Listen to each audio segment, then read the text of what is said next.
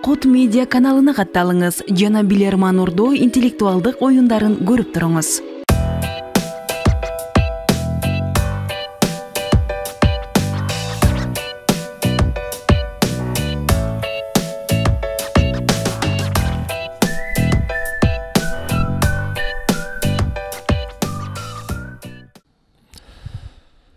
Assalamu alaikum, урматтуу телекөрүүчүлөр.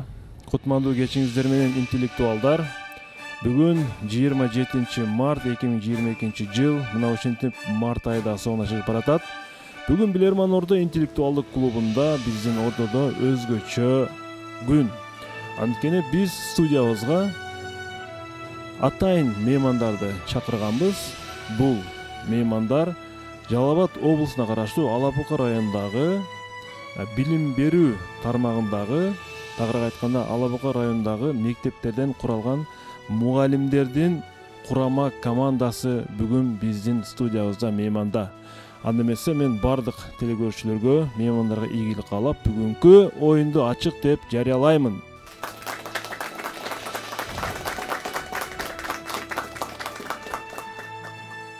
Команданын курамын сиздерге тааныштырууну баштаймын. Демек, Ордого чакырабыз. Бактияр Абдымажитов, математика сабак мугалими, команданын мүчөсү. Келиңиз Ордого, орун алыңыз.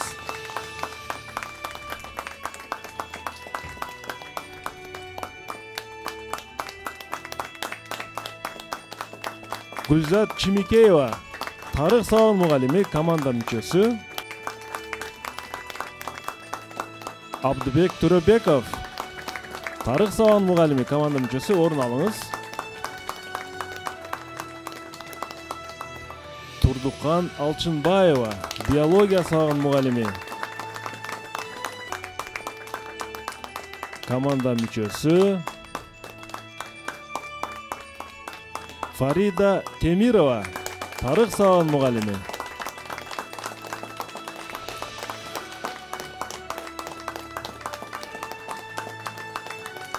Жана команданын капитаны Насипа Эргешева, орус тили сабагынын мугалими.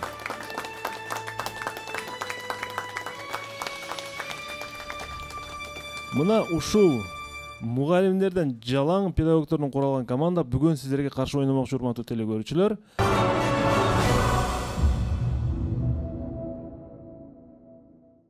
Дагы бир жолу кош келипсиздер, урматтуу мугалимдер, педагогдор.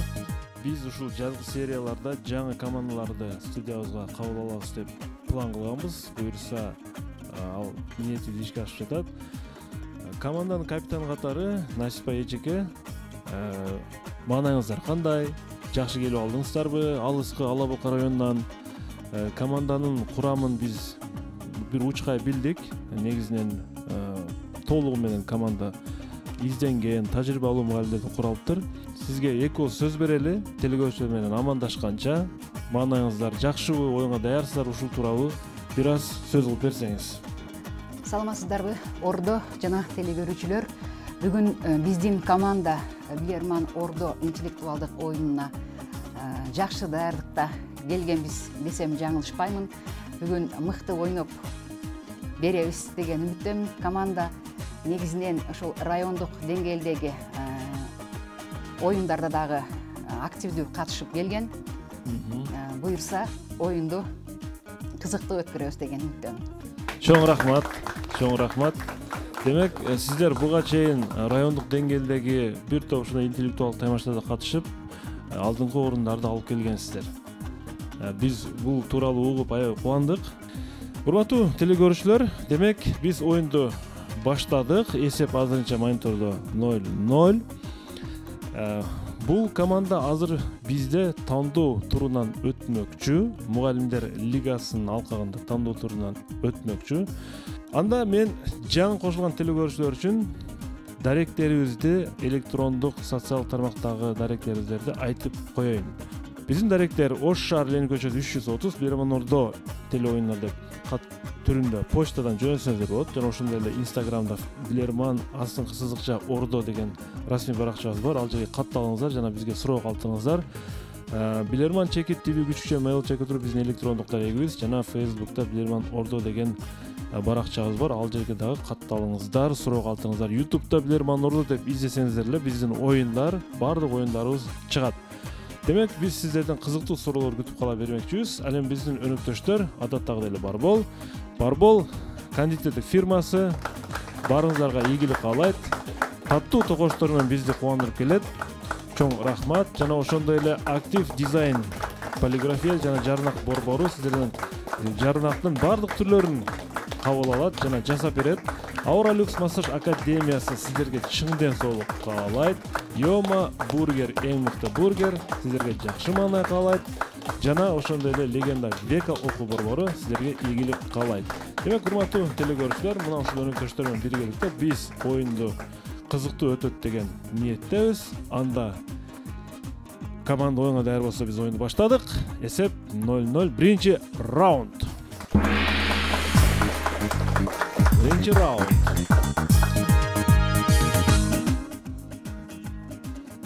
Жалпы стажыңыз 25 жыл дедіңіз, Эжеке, Насип эжеке? Ооба.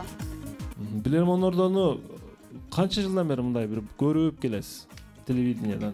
Мен Билерман Ордону окуучулук мезгилимден эле биринчи ошо «Что, где, когда» Россиянын каналынан ошого кызыкчумун. Кичинекейимде түшүнбөсөм деле ошону тапканга аракет кылчумун. Анан Акыл Ордо окуучулардын интеллектуалдык оюндары аны көрчүм. Анан Өзбекстандын дагы Закават аны дагы көрүп барамын. Анан Билерман Ордону ушу калтырбай көргөнгө аракет кылам дагы. Негизинен интеллектуалдык оюнга кызыгуум өтө күч экен анда. Өтө күч да. Өтө жакшы экен анда. Анда буюрса бүгүн бул эжекебиздин амбициясы, команда амбициясы өтө күчтүү экен. Сиздерге каршы демек биринчи раундда Нуриза Каратаева суроо жөнөткөн Кадамжай районунун тургуну. Телекөрүүчүнүн суроосун окуйм. Атактуу немец физиги Альберт Эйнштейн көз жумар алдында жашоосунун бир топ улуу идеяларын, көз ирмемдерин жана корутундуларын айтууга аракет кылган. Мен эми көзүм өтүп кетсе, дагы канчалаган идеяларым калып кетпесин деп. Тилекке каршы окумуштун акыркы сөзү өзү менен кошу кетти. Аны эч ким укпай калды, билген да жок. Эми сиздерге суроо. Эмне себептен мындай болуп калды? Минута кетти. Окустан болгон болуш керек да. Капилет өлүм болгондо. Окустан өлүм болуш керек. Эми менден кийин жетишкен эмес. айтат эле го. Эмнеге анан акыркысына келгенде жетишпей калат? Капилет болуп калды. Капилеттен болгондо башында айта албай калыш керек да. Башында айта албай калыш керек. Эмне себептен акыркысына айта албай калды да? Улуу идеяларды корутундага жетишпей калган деп Ал атат да. өзүнүн ойлору жөнүндө айтып кетип атып, анан эмне элестете албай калды экен же өзүнүн эмелерин кийинки. Эми өлүм айтып келбейт да. Жок, өлүмдөн дайгынаттыр да. Ал айтып Эйнштейн улуу идея. Ал өзүнүн керезин мындайча айтканда айтып калыш керек эле. Коргонуп аткан жерде ойлорун кортундап да акыркысына жетишпей калды да. Ошондо Ошону айтып атам да, баягы өлүм айтып келбейт да. Жок. Бул айтып аткан да өзүнө. Элестете албай калды. Ошо акыркы оюн жыйынтыктаган элестете албай. Эйнштейн корутунду айтууга жетишпей калдырып. Убактыбыз бүттү. Немец физик Альберт Эйнштейн чындыгында ал ошол төшөкчө жаткан ооруп, кайсы бир ирмемдерден кийин көзү өтүп кетишин дагы билген. Сөзсүз түрдө адам ооруганын жанында дарыгер да болот, дарыгер болгон, өзү болгон, бирок анын акыркы айталык эң сонун идеялар өзү менен кошо кетти. Эмне себептен мындай болуп калды? Насип айым, ким жооп берет? Команданын мүчөсү Алчынбаева Турдуккан жооп берсинчи бул суроого. Турдуккан айым. Жанында дарыгер да отурат, өзү бар. Эми экөөсүнө башка эч ким болгон эмес чындыгындачы. Жооп бериңиз. Негизи ал өзүнүн ошол улуу идеяларын баягы өзүнүн оюн корутундулап баратып, менин ичимден чыккан ой менен келечектеги прогресс мындай экөө бири-бирине дал келеби деген бир күмөн ой жаралып калат дагы. Ошонун ортосунда баягы элестетип, экөөнү бири-бирине дал келтире албай атып үлгүрбөй калган болушу мүмкүн да. Эйнштейнби? Ошол өзүнүн идеясы менен келечекте бул нерсе дал келеби деген өзүндө күмөн ой болуп калат дагы, ошонун негизинде унчукпай кете берген. айта албай калган болушу мүмкүн да, мындай толук элестетип бүтө албай калды дегендей да. Түшүнүктүү. Жооп кабыл алынат. Мен туура жоопту айтам. Альберт Эйнштейн бул демек немец физиги болсо, демек бул немецче сүйлөшү турган сөз. Анын жанында дарыгер болгон болсо, бул жерде бир гана маселе жаралышы мүмкүн. Анын жанында отурган дарыгер Абдыбек мырза немец тилин түшүнбөй калышы мүмкүн. Демек ал башка улуттагы дарыгер болушу мүмкүн. Мисалы үчүн түшүнбөй калган, ал айткан Эйнштейн өзүнүн акыркы идеяларынчы, бирок тиги башын ийге олтура берген да, медайымчы. Бирок ал түшүнгөн эмес.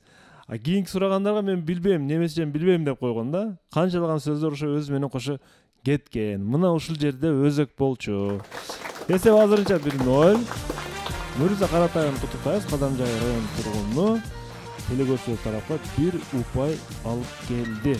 Жана биз оюнубузду улантабыз. Экинчи раунд.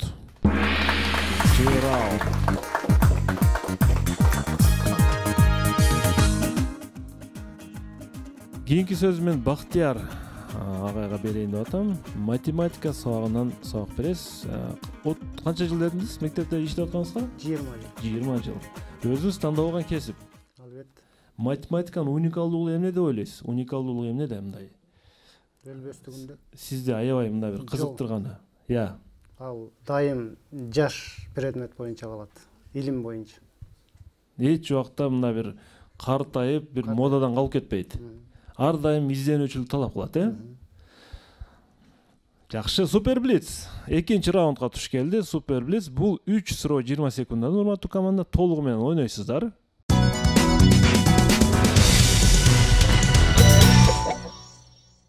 Ушул 3 телекөрүүчүнүн суроосу берилет. Тынчтык Кубатбеков Гуанчжоу Кытайдан, Назимат Башов Бишкектен жана Үмүт Акназаров Нукаттан. Урматтуу билермандар, Тынчтык Кубатбековдун суроосу. Биздин аябай активдүү телекөрүүчүбүз студияга келип да катышып кетти. Төмөнкүдөй суроону жөнөтүптүр.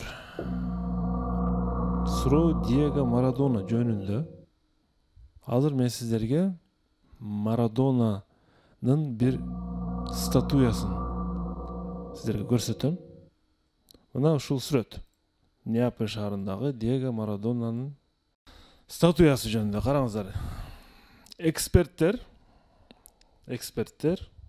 бул статуяда бир каталык бар деп эсептейт. Марадонанын. Сиздер эгер Марадона жөнүндө кайсы бир маалыматка ээ болгон болсоңуздар, балким аны табышыңыздар мүмкүн. Эми сиздерге суроо. Бул жерде кандай каталык бар деп ойлошот алар? 20 секундда кетти. Бутунда Диего Марадона кандай? Эки бир бутунда бут кийим бар. Демек бул алтын бут салганбы? Алтын бут. Алтын бутсуда. Алтын бут салганбы? Эмне кылат? Жок, албай калганбы? Катасы бар. Бир бутунда бут кийимде бар. Команда убакыт бүттү. Насипа айым ким жооп берет? Абдыбек жооп бергенге аракет кылат. Абдыбек, футболго кызыксаңыз керек. Бир аз. Марадонага деле мындай бир, эми бул белгилүү футболчу. Жооп бериңизчи, кандай каталык бар бул жерде? Бул статуяда ошол бир бут кийими жок. Турат, анан биз билебиз, футболдо атайын бир титулдар бар, жакшы мыкты оюнчуларга. Анан ошол мисалы үчүн алтын бут сыяктуу сыйлыктарчы. Бул жерде ошол Марадонанын бутунда ошол нерсе жок. Ушунчалык баягы улуу оюнчу ушундай сыйлыгы жок деген мааниде коюлса керек. Анда мен жоопту кабыл алдым. Сора мырза, сиз футболго кандай кызыгасыз? Кызыгасыз футболго? Көргөнгө кызыгам, бирок ончолук деңгээлде ойной албайм. Мындай кабдама карап билсе керек. Сизде вариант барбы жокпу? Вариант бизде бир аз колдорунун кыймылы деген вариант болуп атат. Анан негизинен башка айтылуу эле эч нерсе жок. Анан буту балким ал оң бут менен жакшы ойногондор бул жерде баягы сол бут менен ойногондор сол бут болушу мүмкүн. Сен топту көрүп турасыз, анын оң бутунда турат. Ал сологой сол бут менен жакшы иштебей эле ошол болушу мүмкүн деген вариант болот. Мен туура жоопту айтам. Диего Марадона табиятынан сологой болгон. Урматтуу команда, демек ал сол бут менен ойнош керек эле. Бул жерде муну курган скульптор Марадонага топту оң бутуна, оң тизесине коюп койгон. Насип айым, көрүп атасызбы? Оң тизесине коюп койгон дагы ушинтип тургузуп койгон. Менимче скульптор дагы буга кызыккан, маани бербей калган. Аны эксперттер айткан, футбол эксперттери, Марадона өзү сол бут болсо, ошон үчүн сол бутун кийин сары менен боеп коюшкан. Атайын эскертүү катарычы. Атайын ушундай боеп коюшкан. Демек бул жерде каталык Марадона оң бут эмес, сол бут менен топ ойнош керек болчу. Блиц раундтагы тилекке каршы ийгиликсиз болуп калды команда үчүн. Биринчи суроо команданын пайдасына болбой калды. Сооро мырзанын ой толгоосу, пикири туура эле болду. Бул сол бут болушу мүмкүн деген. Эсеп азырынча 2-0. Эч нерсе эмес. Командада бардык шанстар бар азырынча. Биз болсо оюнду улантабыз. Тынчтык Кубатбеков телекөрсөт аркылуу дагы бир упай алып келди. 3-чү раунд.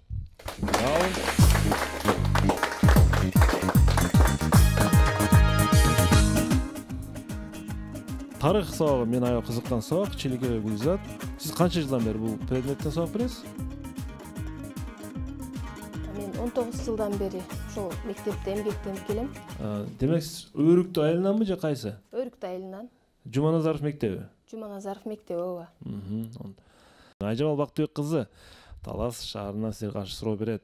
Ошондо сиз кайсы жылдар аяктаган болосуз окууну? Мен 2003-жылы аяктадым. 2003-жылы аяктагансыз. Жакшы. Талас шаар Чолпонбой көчөсүнүн тургуну сиздерге каршы ушундай суроону берет. Урматтуу билермандар, урматтуу команда. Бул канаттуунун кареги эч кыймылдабайт экен. Кареги бир жерде турат, кыймылдабай. Көзүнүн карегинин кабагы, кабактар болот го. 3 кабаттан турат мунун көзүнүн карегинин кабагы 3 кабаттан турат. Демек ал биринчи кабагы көзүн ымдоо үчүн кереги тиет, экинчиси көзүн коргоо үчүн, үчүнчүсү уктоо үчүн. Урматтуу команда. Бул аябай көзү өткөр канаттуу, кайсы канаттуу кетти? Үкүдө болушу мүмкүн. Көзү өткөр боло турган болсо, бүркүттүн көзүндө өткөр. Бүркүттүн көзү да болот. Бүркүттүн көзүндө деген дагы сөз бар. Анан үкүнүн дагы кареги кыймылдабайт деген. Башы аябай эме го. Түндө жакшы кыймылдайт. Башы аябай кыймылдуу ошо. Түндө көрө турган. Түндө көрө тура келип атыр. Бирок бүркүттүн көзү бурч дегени бүркүттүн көзүндөй деген дагы эмеде бар да. Ирмелип турат да. Көз ирмелет да. Бирок Ирмелбейт атпайбы? үкү болушу мүмкүн, а? Үкү болушу мүмкүн, а? Себеби сүрөт тартканда деле көзүнө ирмелбейт атат да, ошо кабактарга Варианттар болсо. дагы. Башка кайсы канаты бар дагы? Дагы көзүн ирмелей турган. Коргоо үчүн, уктоо үчүн. 3 кабагы тең иштейт да. Мындан башка дагы. Башка дагы. Үкүн ошондо үнтүп эле көзүн жабылып калат экен да, ошондо жабылып калат. Ошо ирмелбейт экен да? Көзүн үнтүп жаап турган болгон. Үкү да ошондой нерсе. Үкү болушу мүмкүн. Насип айым, убакыт бүттү. Ким жооп берет? Бул суроого Бактияр агай жооп берсе. Бактияр агай. Кайсыл канаттуу? Биз эки вариантты карап атабыз. Урматтуу алып баруучу. Бизге бирөөнү айтасыз. Бүркүттүн көзүндө курч деген сөз бар, анан кийин үкүнүн көзүн дагы карап атабыз. Кайсы вариант сунуштайсыз бизге? Эми көпчүлүк үкүнүн көзүн макулдап атышат. Демек үкү, бул үкүнүн көзү. Жооп кабыл алынат. Демек үкүгө токтолуңуз. Көзүнүн кареги кыймылдабагандыктан анын башы 270 градуска чейин бурула алат. Демек бул чындыгында үкү. Жок, туура. Үкү көпчүлүк түшүнүктөрдө үкү мындай акылмандуулуктун белгиси катарында сыпатталып келет. Мисалы үчүн көрөсүздарбы? Жакшылап ойногула, жакшылап дейт команданыч. Мен айтор ушундай бир өткөрлүктү буга жараткан берген экен. 2-1 esеп. 4-cü rauнд. 4-cü rauнд.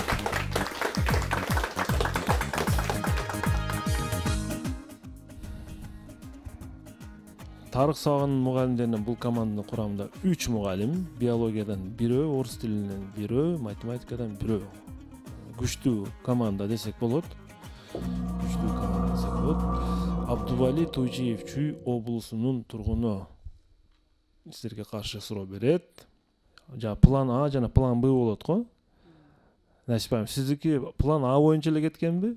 Кесибиңиз? Мен ооба кичинекейимден эле мугалим болууну самачумун да. Жана шкафтардын үйдөгү апабыздын шкафтарына доска кылып, аны жазып, мугалимдик кесибимди кичинемден эле эңсечүмүн. Ата-энеңиз педагог болгонбу? Жок, ата-энем педагог болгон эмес. Апам ошол балдар бакчасында иштеген, атам жөнөкөй эле шофер болгон. Бирок негедир ошого мугалимдикке болгон кызыгуум күчтүү болгон да, бирок анан орус тилге тапшырам деген ниетим жок болгон. Мен англис тил мугалим болгум келчү да. Себеби мен ошо англис бизди окуткан англис эжекени идеал тутчумун. Мугалим мөмөлүү дарак деген эң жакшы сөз бар да. Сиздер урматтуу команда бул сүрөттө Харьковдо орнотулган боштондук үчүн күрөшкөн аскердин айкелин көрүп турасыздар. Бул эстеликти курган авторлор аскердин колуна алгач согуш жылдарында көп колдонулган Шпагин автоматын карматабыз деп чечишкен. Алгач Шпагин автоматын карматабыз деп чечишкен. Шпагин автоматы ал кайсы автомат? Менче мырзалар билсе керек, Шпагин автоматы ушул. А бирок өкмөттүк комиссия авторлордун мындай чечимин колдогон эмес. Шпагин автоматын карматкан болбойт дешкен. Мына ошондуктан да авторлор аскердин колуна өтө сейрек кездешкен Судаев деген автоматты карматууга аргасыз болушкан. Ишул автомат карматыш керек болгондо Судаевди карматкан. Муну кармап турган автоматы. Урматтуу билермандар. Эмне үчүн өкмөт мүчөлөрү, ошол кездеги өкмөт мүчөлөрү авторлордун Шпагин автоматын солдатка карматабыз деген долбоорун колдоодон баш тартышкан. Бул жерде кандай себеп бар? Кетти минута. Өздөрүнө тиешелүү эмес болгон автомат Шпагин автоматы да мурда пайдаланып эле жүргөн да бар. анан эмнеге булар Харьковго ишинсе Харьковго мындай бир Харьков Украина мындай кандай эмне дейбиз Жалпы СССР деп аталган. боштондук үчүн күрөшкөндө кандай Шпагин бийликтегилерди жакпай калышы мүмкүн. Анда алып коюп Шпагин. Мен Шпагин автоматы ушу Шпагин эмесинде жасалган да. Харьковдун мезгилинде ошолорго жакпай калышы мүмкүн эмеспи? Эмне жөнөкөй аскерлер кармабай турганда кымбат баалуу автомат болгон эмеспи? Карматылганбы баардыгы? Белки күчтүү бар да. Азыр кармап турган. Же ор болгонбу? Сейректешүүчү. Харьковдун мезгилинде Жок, бул берки жакпай калганда да, ошо Харьковдун бийликтегилерге жакпай калганда да, эмнеге? кездешүүчү болгон үчүн тарыхта Жок, сейрек Сейрек кезде азыраак колдонгон. Азыраак колдонгон нерсени көрсөтүш керек болгон. Бирок Шпагинди эмнеге Шпагин болбой калган деген реклама катарда коюшу жаңы Насипайым, убакыт бүттү. Мен эскерте кетейин, команда эгерде кыйналууга туш болуп калса, азыр ордодон жардам алса болот. Жана же бонус алсаңыздар болот. Эгерде ишенимдүү вариант жок болсо, ишенимдүү вариант болсо өзүңүздөр жооп бериңиздер. Ордодон сурайбыз. Телекөрүүчүлөрдө ичинен бирок тапса экен деп отурат. Ордо жакыныраак келиңиздер. Кетти 20 секунда. Шпагин деген бул немистердин фамилиясына окшош. ошолордун сөзүнө байланыштуу болот.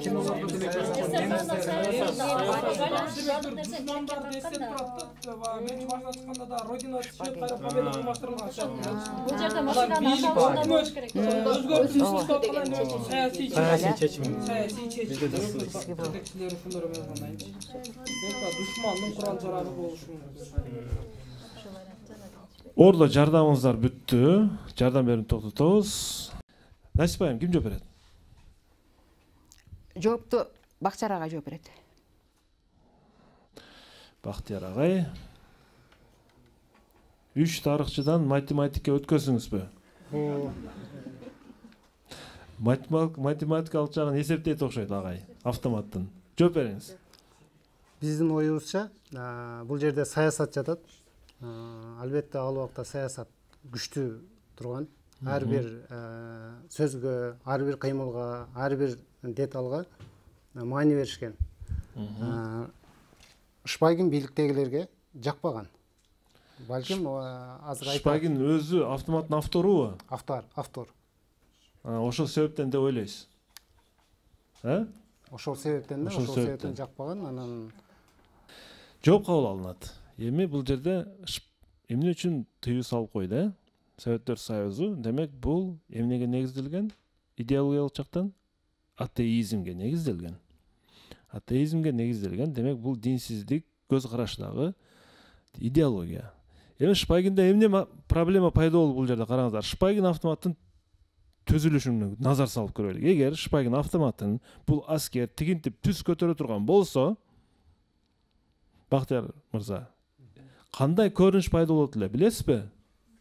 Христиандык чиркөөдөгү жанагы Иисус Христостун эмне деп коет, крести барбы? Ошол көрүнүш келип чыкмак. Анткени Шпагин автоматындагы ок салуучу магазин тоголок болуп турат. Аны түз кармай турган болсок, демек узактан бул кадимки крестке окшоп көрүнөт. Бул диск магазинде маселе. Ошондуктан өкмөт мүчөлөрү бул автомат диний бир көз карашты пайда кылып коюшу мүмкүн деп кадимки Судаевдин жөнөкөй автоматын атеист көз караштан улам. Суроо ээси Абдубалик Тучиевди куттуктайбыз. Мен жакшы суроо деп эсептеймин. Кайсы жерден келди? Жана телекөрүүчү тарапка дагы бир упай алып келди. Абдубалик Тучиев. Бул суроонун ээси. Оюн улантылат.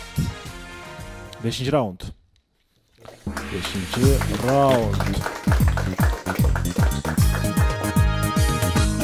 Бүгүн биз 4-чү турду ойноп жатабыз. Урматтуу телекөрүүчүлөр, жазгы сериялар Мугалимдер лигасынын тандоо туру.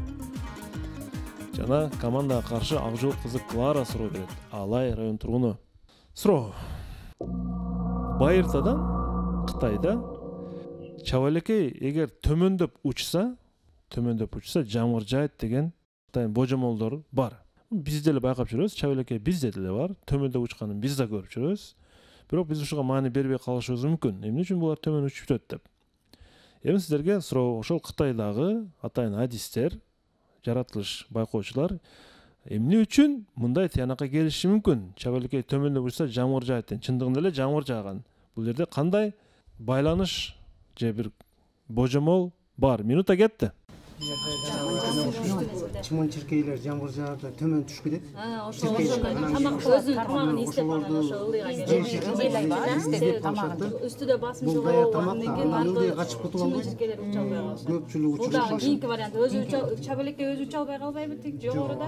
Жамгыр жааган басымды жарып өтүш кыйын болуп, мундуулукту жарып өтүш кыйын болуп. Учалат чабалекей. Чабалекей жамгыр жааганда жамгыр жаап атканда да дагы башка вариант дагы. Чабалекей дагы кандай? Башка бир эле вариант менен токтоп калат. Чабалекей ылдый жак менен ылдый карап жамгыр жайт. жок, жерге жакын учуп калат. Жамгыр жааган эгер жерге жакын учуп калса жамгыр жайт дейт. Анын себеби эмне? Жок, ошо эки вариант турат дагы. Чабалекей мисалы. Ошо дагы вариант бар. Дагы. Мүмкүн ошо бир мундуулуктун бир эмесин сезгендир да, ошо мундуулуктан жамгырдан дагы болушу мүмкүн. Ал өзүн коргон эмес, ылайдан улам. Жамгырдан кийин көлчүктөрдүн Убакыт бүттү. Команда. Насип эжеге ким жооп берет? Бул суроого мен өзүм жооп берейин. Ошол чабалекейлердин төмөн учуусунун себеби деп биз ошол жамгыр жааган мезгилде чымын чиркейлер ылдыйраак учуп калат. Анан ошол жерге жакыныраак учуп калган мезгилде чабалекейлер ошол чымын чиркейлерди терип жейби деген вариант болуп атат. Макул эле. Эмне себептен чымыр чиркейлер бул учурда пайда болуп калат? Жамгыр менен курт кумурска чымыр чиркейлердин ортосунда кандай байланыш бар деп ойлойсуз, Насип айым? Жамгыр жайт деп айтып атат да. Чабалеке төмөнүсө жамгыр жайт деп атат. Макул, мен сизди кыйнабайын. Жооңузду мен кабыл алдым. Чымын-чиркей курт кумурскалар дүйнөсү негизинен биологияга тиешелүү эле категориялар. Турдукан айым, сиз кичине бир анализ кылып көрсөңүз кандай? Биолог катары. Чымын-чиркейлер, жамгыр менен чымын-чиркей курт кумурскалардын ортосунда кандай себеп бар? Чабалеке үчүн кандай байланыш бар? Күн бүркөлгөн мезгилде эме абанын басымы жогору болот да, эмедечи үстүдө. Анан курт кумурскасы малдарда билебиз, канаттары назик. Алар андай басымды жарып учуша албайт. Алар мүмкүн болушунча абанын төмөнүрөөк түшүп учканга аракет кылышат ошол жерде. Андан кийин ошо өзүнүн азыгын издеш үчүн анан азыгы менен бирге ошо ылдыйга түшөт чабалекелер. Түшүнүктүү. Мен жоопту айтам. Эмне үчүн чабалеке төмөнүсө жамгыр жайт? Сөзсүз түрдө чабалекелер өзүнүн айталык курсагын тойгузуу максатында учат, бул турган сөз.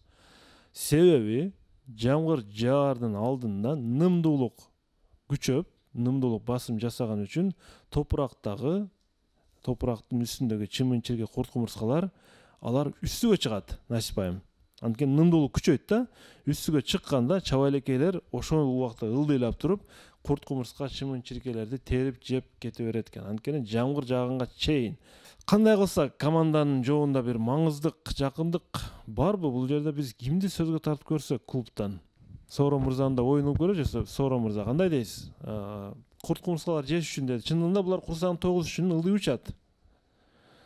Урматтуу алып баруучу, негизинен баягы чабалекейдин негизги максаты курсак кардын тойгузуу максатында болгондуктан командага берсек туура эле болчу да коем. Мындай маңыздык бар, маңыздык бар го, жакындашуу. Канаттандаралык деп туралам да. 3-2 эсеп. 3-2 командага клуб команданы колдоо берди. Ал жолку кызык кылага теле көрүүчү менче бул жагдайды туура түшүнөт деп ойлойбуз. Эсеп 3-2, биз оюнду улантабыз. 6-чы раунд. 6-чы раунд. Темирова Фарида, тарых мугалими. Маанайыңыз кандай, Фарида айым? Буюрса жакшы. Жакшыбы? Канча жылдан бери бул кесипти аркалап келатасыз?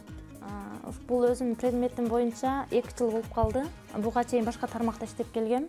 Окуган дипломуңуз ушул тарых боюнча? Ооба. Негизи апрель айы, алдыда апрель айы мугалимдер үчүн өтө жакшы ай. Көпчүлүк мугалимдер күтүп жатат апрель айын. Анткени апрель айында мугалимдердин айлыгы көтөрүлүшү айтылууда. Ошол жакшы айдын алдында ойноп атасыздар. Маанайды жакшылыгыңыздар. Нурсултан Назаров, Кадамжай районунан силерге каршы суроо берет. Канча миң эл жашайт, Насип айым, сиз жашаган айыл өкмөтү? Өрүктүү айылыбы? Өрүктүү айыл. Айыл аймак, Айылы. Айылы. Биздин мектебибиз негизинен ошо Өрүктүү айылында жайгашкан. Эң чоң мектептердин бири. Канча окуучу бар мектеп боюнча? Мектепте 710 окуучу окуйт. Айылда канча? 10 миңдей адам барбы? 15 миңдин тегерегиндеги адам жашайт. 15 миң тегерегинде. Кадамжай району Миңчинар айылы кесиби боюнча мугалим экен. Силерге суроо. Антарктидада пингвиндер жашайт, билебиз. Пингвиндер жашаган аймакта вертолет тик учактын учуусуна тыюу салынат экен. Эмне үчүн тыюу салынат? Кетти минута. Мөөнөттөн мурун жооп бар. Мөөнөттөн мурун жооп бар. Урматтуу алып баруучу. Столду бир урбайсыз, мөөнөттөн мурун жооп бар деп. Жооп бериңиз. Вертолет баягы үнүн чыгарып учат го. Ошондо пингвиндер баягы асманды караганда кулап түшөт экен да. Кайрадан баягы турганга канаттар алыс болот. Деп эсептейсиз. Ооба. Жооп туура. Жооп туура. Тик учакты карап атып, чалкадан түшүп калышы мүмкүн экен. Жыгылгандан кийин, чалкалап жыгылгандан кийин анын туруп кетиши өтө кыйын экен да. Пингвин бул билесиздер, тампалаңдап бул жердин үстүндө баягы өзүнүн ич өпкөсү менен алдыга көбүрөөк ыңгайлашкан. 3-3 команда 1 минуттан үнөмдөп калды. Ойнулатыла 7-чи раунд. Экинчи раунд теңдешүү азырынча командада.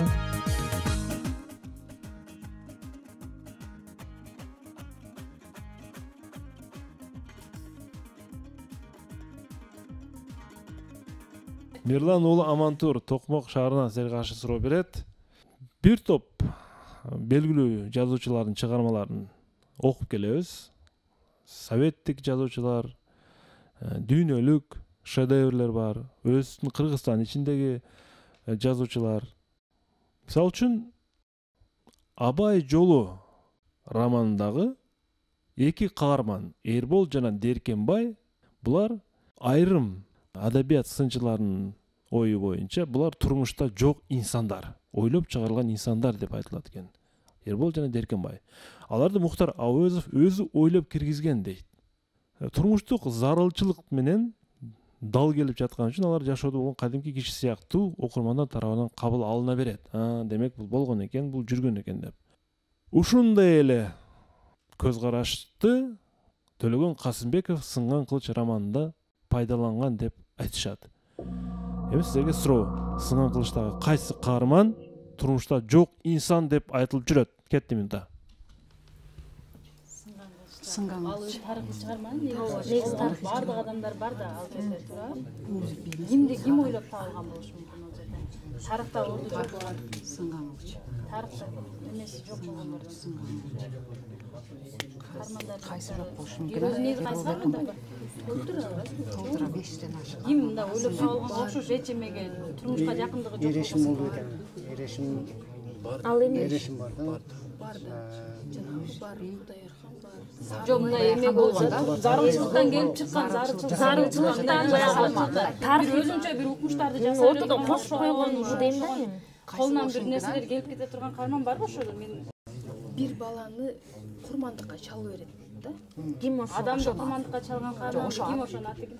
Шерал Көр. Адамды өлтүрүп бирок адам курмандыкка чалган. Курмандыкка чалып берет да бир баланы. Ким ошо? Бирок ол чындыкпы, чындык эмеспи? Ошо каарман Каармандын аты керек болуп атат да. Жазылгандай тили сүйлөй албаган бала. жок. Ким курмандыкка чалат? Шерал Насип айым, Анда үнөмдү пайдаланасыздарбы же жооп барбы? Төлөгөн Касымбек муну өз оюнан чыгарып кошуп алган деп айтып жүрүшөт экен. Эми мен чындыгында мен алып баруучу катары ооба бул оюнан чыгарылган деп да айта албаймын. Ал киши тарыхта болгон деп дагы айта албаймын. Бирок мен бир эки публицист адабиятчыдан сурасам, ошол чындыгында кошулуп алынган, турмушта жок өзү дешти. Насип айым. анда жоопту Гүлзат берсин, урматтуу алып баруучу. Демек кошумча убакыт пайдаланбайсыздар, Гүлзат, сөз кезеги сизде. Бул каарман ким? Негизинен бул чыгармада менин азыр мындай оюмду жыйынтыктаганда бардык эле каармандар турмушта бар болгон да. Мисалы үчүн Мадыл деген болгон, Абилбей, Домбу, булардын баары эле бар болгон да. Анан болгон азыр эми ойго келген нерсе бул ошол адамды курмандыкка чалып берет да. Кимди? Бир тили мындай сүйлөй албаган бир баланы баягы бир энени эме кылганда жалгыз баласы болот. Анан ошол баланы курмандыкка чала турган болуп турган учурда Абилбей өзүнүн жанагы эшик ага болуп жүргөн мындай шыпылдаган жигитти чакырат дагы ошону курмандыкка чалдырып берет да. Чыгармада ошондой. Бирок бул мезгилде Кокон хандыгынын мезгилинде адамды курмандыкка чалуу жок болсо керек. Демек кайсы каарман Да ишеничтүү. Бирок атын чындыгында демек сиз ошол эшик кызматкери. Я. Ашыр деген бала. Ашыр деген? Демек Ашыр деген сиз ойлоп чыгарылган каарман деп эсептейсиз. Ооба. Ашырды ким курмандыкка түртүп атат? Абилбей. Абилбей. Жооп кабыл алынат. Бул окуя кайсы жерде болот романда? Ошо курмандыкка чалуу окуясы. Ушул Аксы тарапта болот. Аксы тарапта. Мен анда туура жоопду айтайын. Гүлзат айым жооп берди азыр. Гүлзат айым жооп берип, негизги мен күтүп жаткан каарманды экинчи орунга койду дагы. Туура эмес, же болбосо балким ал турмушта болгондур. Ошол каарманды негизги ойдон чыгарылган каарман катары чыгат, Ашырбек деп. Бул Абилбийдин өзү, урматтуу Гүлзат. Бул турмушта жок инсан деп айтылып талаш жаратып келген версия бул Абилбийдин өзү. Абилбий бул турмушта жок инсан деп айтылып жүрөт көпчүлүк адабиятчылардын катарында. Абилбий болчу. Мен сиз Абилбийди айтам экен деп аткам. Анткени Абилбий деп талкууга аралашты да бул сөзчү. Абилбий өзү болчу бул. Ашыр эми ал экинчи мына эпизоддогу инсан да, мындай караганда башы кесилип кетти, анынчы Абилбий бирок бул жерде аябай мындай бир өзүнүн орду бар каарман да бул романдагычы. Ошону кошуп койгон деп айтып жүрөт экен. Эсеп 4-3 оюн улантылат. Бүгүн биз мугалимдерди ойноп жатабыз, урматтуу телекөрүүчүлөр. Ала Бука районунан келген курама команда. 8-раунд.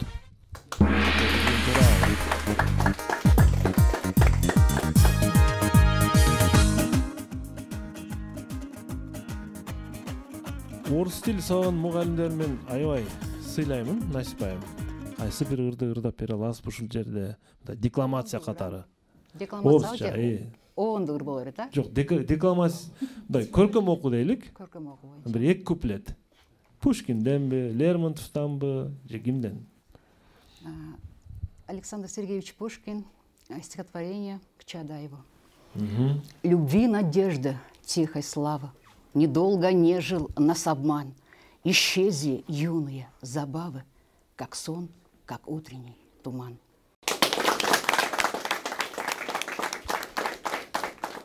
Эралы Эгембердиев Өзгөн район тургуну сиңа каршы суроо берет. Биз ошол мектепте окуп жүргөндө Пушкин кечелери болот эле.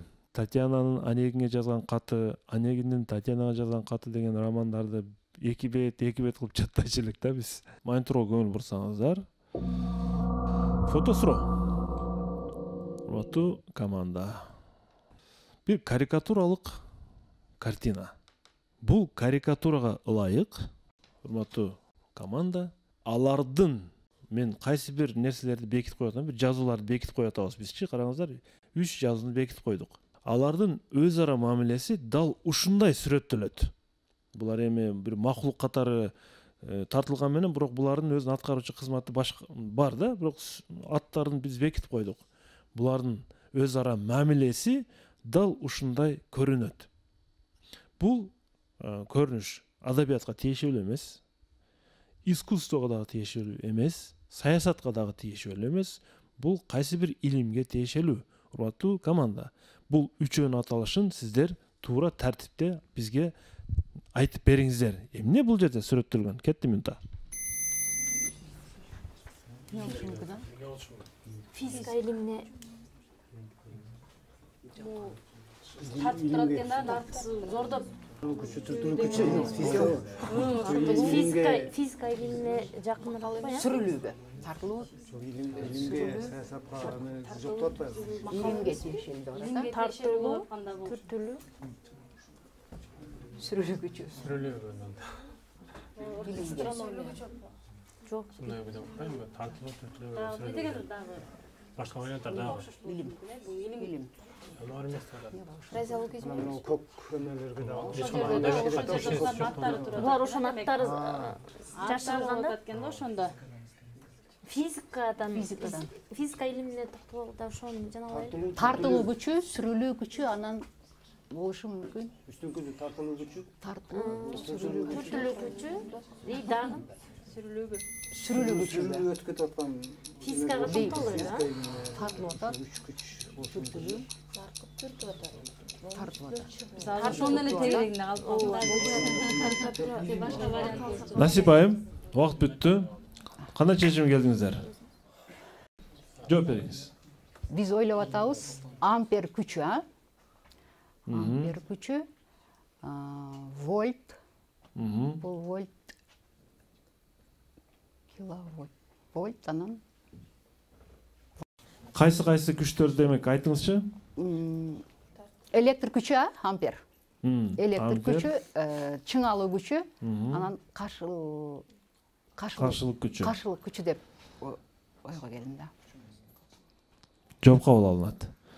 Физикалык тилде демек булар сиздин оюңузча ампер, вольт жана үчүнчүсү азыр биз көрөбүз, туура жоопту көрөлүчү. Сиздин жообуңуз туура же туура эмеспи? Азыр биз оригинал булар ампер, вольт жана ом. Кайдымки физикалык терминдер. Сиз кыргызчасын туура айттыңыз, каршылык, чыңалуу жана токтун аракети. Мына ушул 3 түшүнүктү Георг Ом, Александр Вольт жана Андре Ампер негиздеген. Негизинен жооңуз канааттандырарлык 4-4.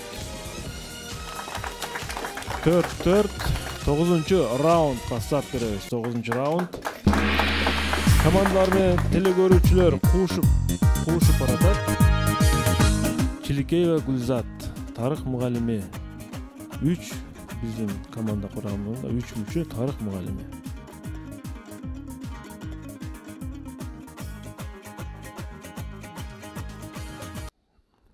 Актив дизайндан суроо. Биздин өнөктөшү сиздерге каршы суроо берет. Мен назарга тутуп жаткан инсандын 3 бөлмөсүндө китепкана болгон. 3 бөлмөсүндө китепкана болгон. Ал китептердин баарын топтоп келе турган болсок, 4-5 тоннан тегерегиндеги китеп топтолуп чыккан ал жерде. Топтолуш керек негизи. Керек болсо ал өзүнүн унасын сатып, анын акчасына чет өлкөдөн дагы 1 тонна 700 килограмм салмакта китептерди алдырткан. Бир күндө адаби китептерден 500 беттей окуй алган. Китеп окуп, анын ичинен ар кандай керектүү цитаталарды өзүнө алып, аны анализдегенди жактырган. Убактысынын көп бөлүгүн мына ушул ишке арнаган. Урматтуу билермандар, мен ким жөнүндө сүйлөп жатам? Кетти минута. Өзүнүн машинасын сатып. Машинасын сатып китеп сатып. 3 бөлмөсү. Жакындагы эле адам экен да, булан да машинасын сатып китеп алган болот. 500. Чет өлкөдөн деп атат, анда значит визит болуп атат да. Кыргызстандык. Бизге жок. Башка жерде болушу мүмкүн. 3 жолу Чет өлкөдөн алдырган дегенде биздеги адамдар эмне болот? Тонналар китеп бар. Ошо мага да чубага жоймо келет да. Ошондо канчада тонна китеп бар деген бир жерден окудум элемечи. 3 бөлмөсү китепкана деп атат. 3 бөлмө китепкана. Чубага жада дагы башка ким дагы башка варианттарыңыздар бар. Ошо 3 бөлмө китепкана. Бул эмелеринде барбы? Адаби эмелерди колдонобу? Цитаталарды колдонобу? Цитаталар. Чет өлкөдөн болгон ошо арайдан алдырыш мүмкүн да. Муну бушта эле дагы башка вариант. Дагы ким китеп алдырыш ошондой. Китепкана. Машинасы дегенде бул азыркы адам. көп окуганы билинип атат мисалы. Көп окуган ал эч менде ошол вариант. Ким болушу мүмкүн? Ким болушу мүмкүн, Урматтуу алып баруучу, бул суроого бизден Абдыбек жооп берсинчи. Абдыбек Төрөбеков. Урматтуу алып баруучу, бизде ушундай вариант бар. Биздин укканыбызга караганда маркум Чубак Ажы Жалилов ошол китеп окуганды өтө жактырган. Ошол өз автоунаасын сатып, ошону сиз айткандай өлчөмдөгү китептерди алган болушу мүмкүн. Сиз буну белгилүү дин алым маркум Чубак Ажы Жалилов деп эсептейсиз? Ооба. Туура жооп. Убактысынын басымдуу бөлүгүн китеп окууга, бир күндө 500 китеп, 500 бетти окуй алган. Чет өлкөдөн китеп алдырган жана өзүнүн өмүрүн илим жолуна байлаган Чубак Ажы Жалилов болчу. Жооп туура.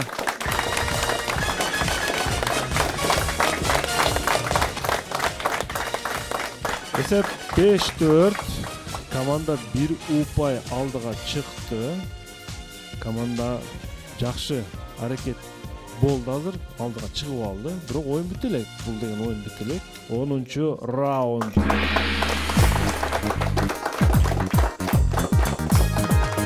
Жаткан жери жайлуу болсун, алымыбыздын эстегенде жүрөктөрүбүз эзилип, көзүбүзгө жаш келет, бирок тагдыр экен бул дүйнөдөн көзү өтүп кетти, бирок илими калды. Ботокөз Жакып кызы талашаарынан силерге каршы суроо берет. Сиздин жашыңыз канчада, Абдыбек мырза? Жашым 39да. 39да. Бул кесипти өзүңүз тандап алдыңыз да азыркы, Кудай буйруса? Ооба. Бала кездеги кесиппи? Ооба, бала кезде. Бала кездеги кесип. Урматтуу билермандар, жакшы мүмкүнчүлүк бар. Эгер ушул суроону тапсаңыздар, сиздер жеңишке жетишесиздер. Насип айым. Мындан бир канча жылдар мурда голландиялык коньки тебүүчү Яп Эден 5000 метр аралыкты кыска убакыттын ичинде басып өтүп рекорд орноткон. Кызыгы, калыстар тобу Яп Эдендин бул рекордун кабыл алуудан баш тартышкан жана мындай дешкен: бул жерде биз билип билбеген бир катачылык бар окшойт. Мындай болушу мүмкүн эмес дешкен. Ал эми 1911-жылы Николай Струдников калыстарга Яп Эдендин рекорд орноткондугун далилдеп берген. Ал чындыгында рекорд койгон депчи. Урматтуу билермандар, Николай Струдников анын чын эле рекорд орноткондугун кандайча ырастаган? Ал чындыгында рекорд койгон деп бул далилдеп атат. Демек бул кантип ырастап атат? Кетти минута. Жок, рекордду жаңылагандар мүмкүн. Мүмкүн ошо рекордду кайра эле жаңылаганбы? Андан ашыгыраак кылып туруп. Ошол эле кайра кайталап бул рекорд. Ошо мурункунун эсеп албаган. Эсеп алган эмес да. Эсеп алганда ал кийинки жолу кайра ошо тездик менен карса болот деген рекордду жаңылап берген. Кайра рекорд жаңылаган. Рекордду кайра жаңылап. Ошол убакытта Ошол убакта мүмкүн ага жеткизбестен деле ошо аралыкты Бирок калыстар тобу аны кабыл албай калыстар кабыл албай коет да. Николай так далилдеп берип атат да. Бул эки жолу далилдеп берди да. кантип далилдеген болот? Далилдеп берди да. Кантип бул ар жерге ошондой коюп андай тезикте келүү мүмкүн эмес деген дагы анан беркини ар кайсы жерге 50 метрге бирден 5 рекордду жаңылап рекордду кайрадан жаңылап. Рекорд жаңылоо болгонбу ошондо? Кантип жаңылаган деген суроо. Ошол эле убакытта келсе. Насипа айым ким жооп берет? Анда бул сурооду Бактияр агай жооп бергенге аракет кылат. Бактияр Абдимажитов. Туура жооп бересизби же туура эмеспи көрөбүз. Эден дедиби? Я. Яп Эден. Яп Эден. Бунун ылдамдыгына ишенбешим мүмкүн 5000 метр. 5 километр дейби? 5 километрге. Мынча ылдамдыкта мындай убакытта келиши мүмкүн эмес деп. Ал эми кийинки Струдников деген 11-жылкы. Балким андан да тез келип калышы мүмкүн да. Же ошол эле рекордду жаңылап өткөн. Мындай келсе болот экен деп далилдеп берген. Жооп кабыл алынат. Өзүңүз кайсы бир спорттун түрүнөн рекорд койгондай эми айталык, өзүңүздүн айылыңызда же мугалимдер арасында чуркап же аркан тартышмай күрөш, кол күрөш, шахматтан жеңүүчү болгонсуз. Жакшы. Суроо жооп.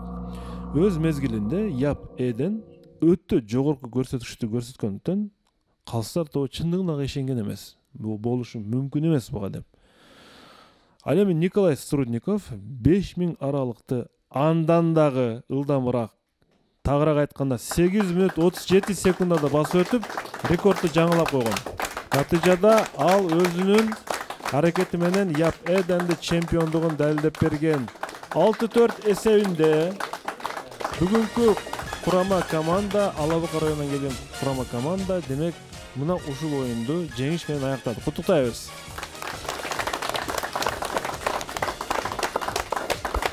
Куттуктайбыз. Жана мына башка педагогторго дагы биз чакырык жасап кетебиз. Тандоо турунан бул команда ийгиликтүү өттү.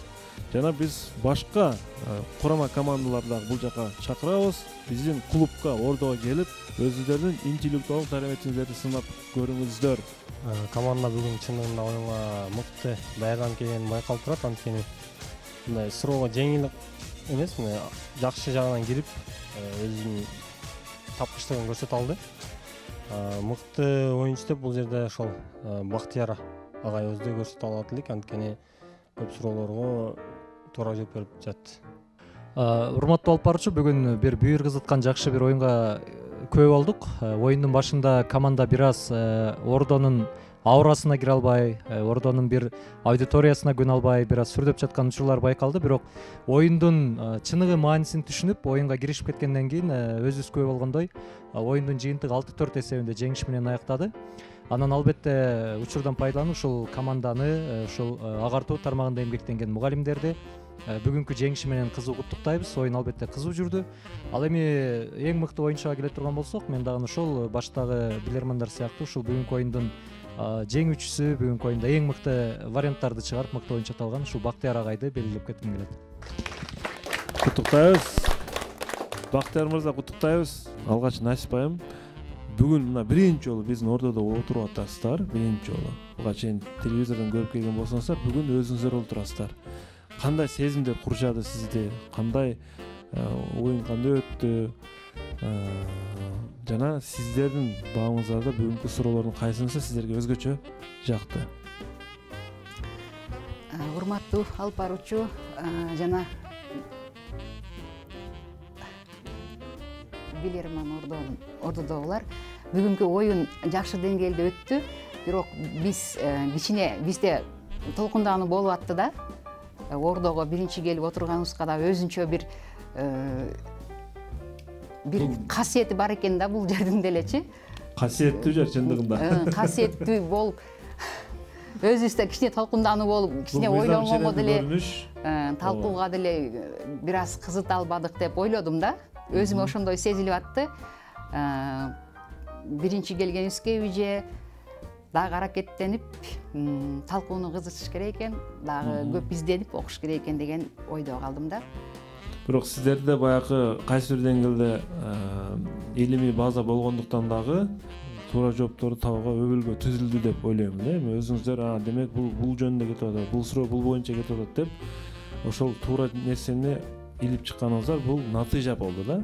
Кайсы суроо сизге жакты, Насип айым? Бүгүн мага ушул суроолордун ошо биринчи сурооду элементар жөнөкөй эле көрүндү, ошону таба албаганым мен үчүн ызаландым да. Ошол жөнөкөй сурооду таппаганым үчүн ушуну мен кызыктуу суроо деп өзүмө кабыл алдым да. Биринчи раундтагы Эйнштейн баягы акыркы сөзүн айта албай кеткен. Акыркы сөзүн. Ошол суроо мен үчүн кызыктуу болду. Куттуктайбыз бул телекөрүүчүнү. Мыкты суроо ээси болду. Барболдон шириндиктер. Адал таттуу дайыма жаңы гана сиздер үчүн эксклюзив торт Билерман Ордо деген Йома бургерден акысыз тамактануу үчүн сертификат. Азыр барып ошол Йома бургерге барып тамактанасыздар. Мына Авара Люкс массаж академиясына барып массаж кылдырып, ден соолукту чыңдап кетиңиздер. Аялдар үчүн өзүнчө, эркектер үчүн өзүнчө салондор бар жана Легенда Векадан кимдир бирөө кааласа 50% карызматтууда окуу курстарын окуп кетсе болот. Ошондой эле бул командага демөөрчүлүк көрсөткөндүгү үчүн Алабуга районундагы Өрүктүү айыл аймагынын башчысы Кийикбаев Рустам Нарпаевичке ыраазычылык билдиребиз команданын атынан. Бактияр мырза, сизден да эки ооз сөз угалы. Кандай оюн болду сиз үчүн? Кандай сезимдер, кандай ой пикир калды оюн тууралуу? Мен бул оюнду көп жылдан бери көрүп келем. Анан менин максатым ушул креслого отуруш болгон. Ошол тилегиме жеттим бүгүн. Экинчиси бүгүн жеңиш болгон, ага да жеттик. Үчүнчүсү ошол мыкты оюнчу болушум керек.